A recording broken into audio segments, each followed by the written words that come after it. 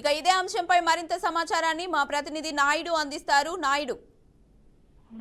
Thank you Keerthi. Corona అనగానే చాలా వరకు లైట్ తీసుకున్న పరిస్థితి మనకి కనిపిస్తుంది. కానీ గత 2 టర్ములు ఏదైతే 20లో వచ్చినది కావచ్చు, 21లో వచ్చిన కరోనాకు సంబంధించి అయితే మాత్రం ఇప్పటికే మనం చూసిన పరిస్థితులు మనం చూస్తున్నాం. ఈ దేశవ్యాప్తంగా కావచ్చు నమోదవుతున్న ఈ కేసుల తాలూకా ఏదైతే ఆనవాళ్ళు అయితే మళ్ళీ కొద్దిగా కూడా బయటపడుతున్న పరిస్థితి కూడా కనిపిస్తుంది. నేటి వరకు కూడా మనం చూసుకున్నట్టయితే కనుక 5,000 కేసులు నమోదు చేసుకున్న పరిస్థితి కనిపిస్తుంది. ఇందులో 200 కేసులు సుమారుగా కేవలం నిన్న ఒక్క రోజులోనే నమోదు కావడంతో అయితే మాత్రం అంతా కూడా ఉలిక్కిపడిన పరిస్థితి మనకి కనిపిస్తుంది. దేశవ్యాప్తంగా కేసుల సంఖ్య గణనీయంగా పెరుగుతున్న పరిస్థితుల నేపథ్యంలో చూసుకున్నట్టయితే కనుక ఇటు విశాఖపట్నంలో చూసుకున్నట్టయితే కనుక ఒక కేసు అయితే మాత్రం కలకలం రేపుతున్న పరిస్థితి కనిపిస్తుంది. 14 సంవత్సరాల బాలికకు సంబంధించి కరోనా అటాక్ అయినట్టుగా కూడా మనకి ఇప్పటికే కూడా వైద్య వర్గాలు అయితే మనకి వెల్లడించిన పరిస్థితి కనిపిస్తుంది. ఏదైతే బాలికకు సంబంధించి ఆమెకు ఒమిక్రాన్ వేరియంట్ గా అని కూడా నిర్ధారించిన పరిస్థితి మనకి కనిపిస్తుంది. విశాఖ కేజీహెచ్ హాస్పిటల్లో ఆమె సెపరేట్ బ్లాక్ లో ఉంచి ఆమెకైతే చికిత్సను అందిస్తున్న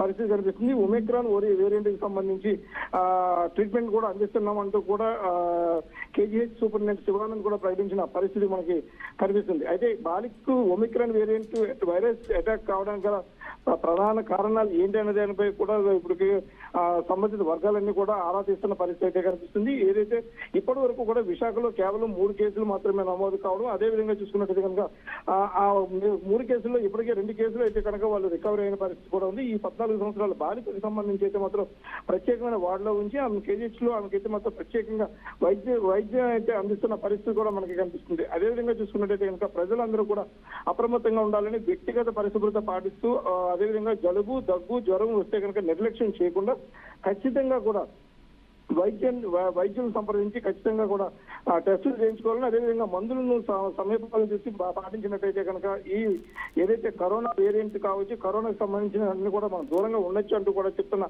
పరిస్థితి కూడా మనకు కనిపిస్తుంది. ప్రధానంగా ఏదైతే జలుబు, దగ్గు, ఒళ్ళు నొప్పులకు సంబంధించి ఎట్టి పరిస్థితుల్లో నిర్లక్ష్యం చేయవద్దని, అదేవిధంగా స్థానికంగా ఉండే మెడికల్ షాపులలో టాబ్లెట్స్ తీసుకొని వాడవద్దంటూ కూడా వైద్యులు అయితే మాత్రం క్లియర్ గా చెప్తున్న పరిస్థితి. ఎందుకంటే ఇప్పుడున్న పరిస్థితిని చూసుకున్నట్టయితే కనుక కరోనా మళ్ళీ విజృంభించినట్టయితే కనుక గతంలో వల్ల అయితే మాత్రం మనం చాలా వరకు విపత్కర పరిస్థితిని ఎదుర్కోవాల్సి వస్తుందంటూ కూడా వైద్యులు సూచిస్తున్న పరిస్థితి అయితే ఉంది.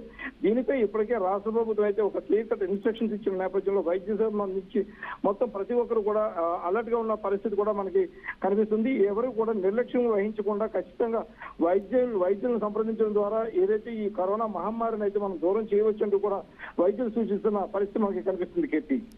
Right, thank you Naidu.